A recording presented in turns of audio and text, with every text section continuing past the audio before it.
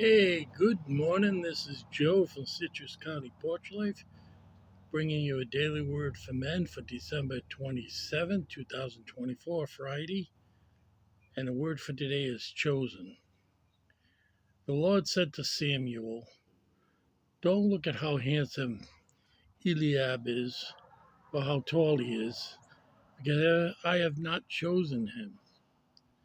God does not see the same way people see.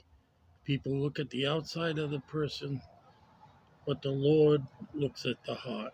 And that is from 1 Samuel 16, verse 7.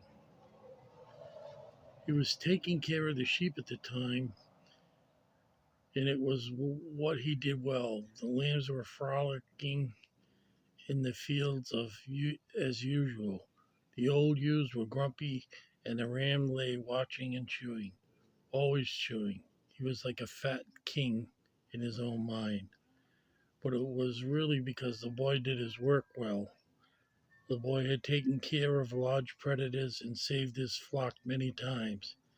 He was small in stature, not much to look at, but he was brave of heart, and he worshipped his God with all of it. This is what the prophet came to find, not the tall, handsome, strong firstborn.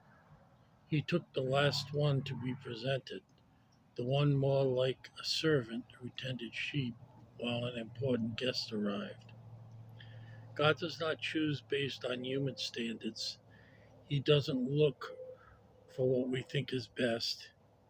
He chooses the weak, the broken, and the needy. He chooses us. He saw us and said, "I chose you not on your merit, but because I am love." And the question to us is, why did God choose you?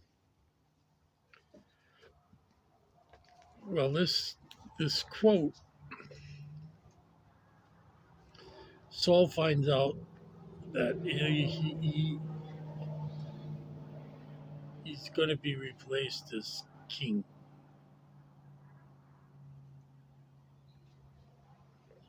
And God sent Samuel to the house of Jesse to have a look at his sons because he was going to pick one from them. And they all came except for David because he was out doing the job, I guess, that his father gave him or that he had, was watching after the sheep.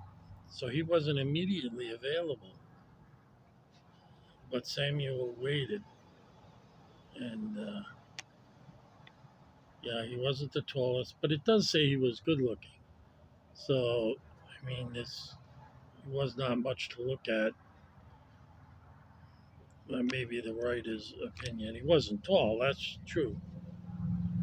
This is what the prophet came to find. And but he didn't know because he had to wait for direction from God. And the question to us is, why did God choose you? I'm probably the weakest of anyone. Uh, Sinful, arrogant, and so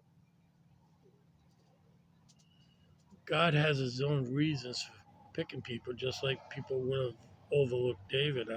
I have no idea why He would choose me, except in this particular ministry, I like to do this. This is not a paying thing. I'm not trying to make money on it. What you see is what you get. I don't edit these things. I don't even know how to do it. And so you just get me and what I've learned over 74 years, almost three-quarters of a century. I do have a love of the word. I do always want to do better. So perhaps that's the reason.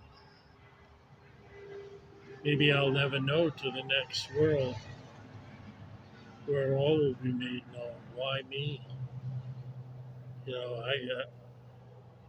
Like Samuel, I came from a rather large family. I have seven brothers. only one survives, so I've lost six brothers, and many of them just had no interest in the Word of God or interest in God. So I don't know. I can't answer that, and it would be only God can answer it, really. Any kind of speculation on that would probably be guided by pride or something. So I'll just leave that question. I don't know why. And I wish you all a good and safe December 27th. And we'll see you tomorrow as the new year approaches. I hope we have 80-degree weather down here. I'm not complaining. I got my cat on the other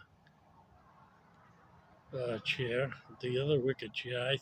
My throne's a wicker chair. And this little, probably 8 by 10 porch is my corporate headquarters. I always say at the top of corporate headquarters, but actually it's only a one-floor building. And maybe I'll make a video, give a little tour of exactly what I got. You'd be so underwhelmed, you won't you won't believe it. But have a safe and holy day. God bless.